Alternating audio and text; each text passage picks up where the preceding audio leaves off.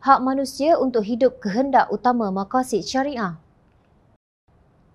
Pengerusi Biro Undang-Undang Parti Amanah Negara Kanun, Dr. Zulkarnain Luqman berkata, janji 27 buku harapan berhasrat untuk memansuhkan hukuman mati mandatori.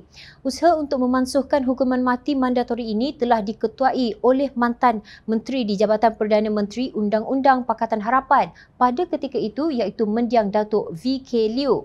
Malah pada waktu itu semua hukuman mati yang telah dijatuhkan juga diberikan moratorium pelaksanaan, kata Kanun dalam satu kenyataan.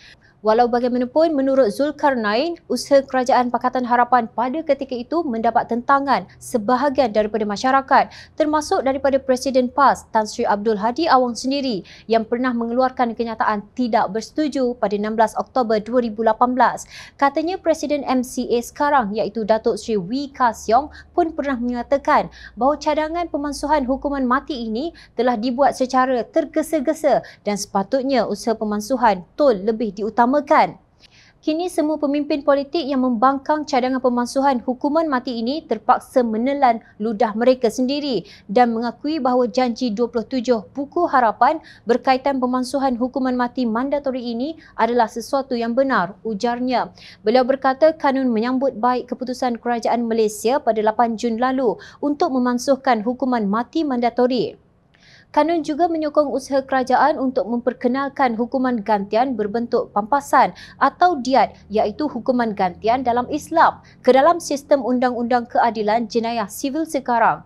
Konsep undang-undang diat Islam bukanlah berbentuk diskriminasi kerana jika seorang penjenayah itu kaya sekalipun, dia tidak boleh menebus hukumannya dan membayar diat melainkan dengan persetujuan keluarga mangsa terlebih dahulu, tegasnya. Ketua Pengarah Institut Kefahaman Islam Malaysia IKIM, Profesor Madya Dr. Muhammad Azam Muhammad Adil pernah menulis dalam berita harian pada Januari 2019 bahawa hak manusia untuk hidup ialah kehendak objektif maqasid syariah yang paling utama.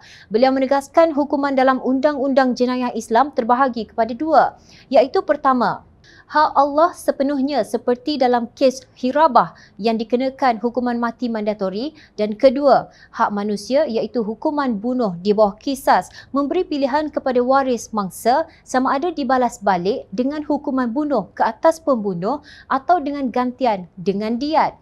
Ini menunjukkan bahawa tidak semua hukuman bunuh dalam Undang-Undang Islam adalah tetap dan tidak boleh berubah, tegasnya. Beliau berkata Pertubuhan Bangsa-Bangsa Bersatu PBB melalui Majlis Hak Asasi Manusia turut menggesa agar hukuman mati dihapuskan.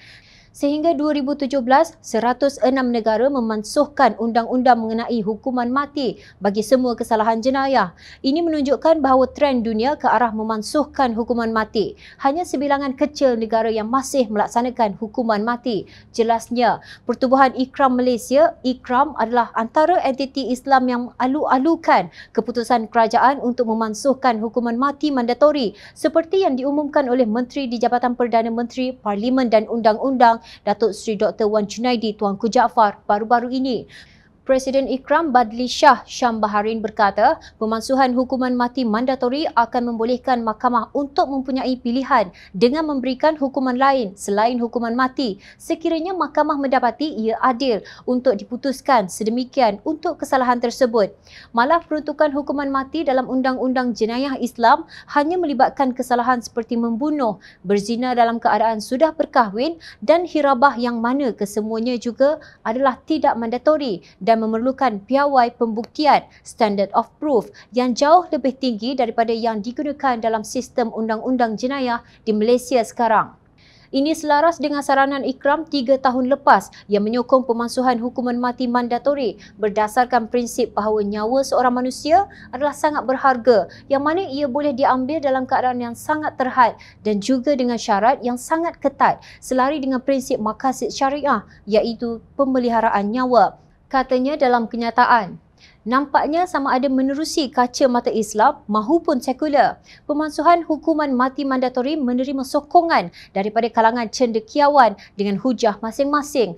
Justru beban besar yang harus dipikul dalam administration of justice atau pentadbiran keadilan ialah pelaksanaannya benar-benar mencapai matlamatnya, bahawa hukuman yang dijatuhkan itu adil.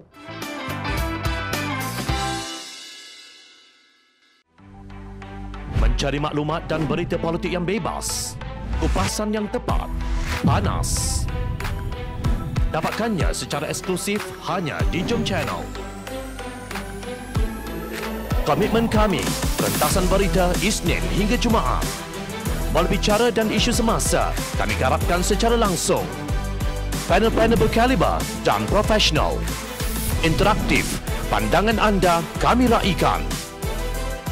Jangan lupa bersama kami di setiap hujung minggu dalam edisi khas mingguan. Jom Channel, moving forward, sharing a new experience.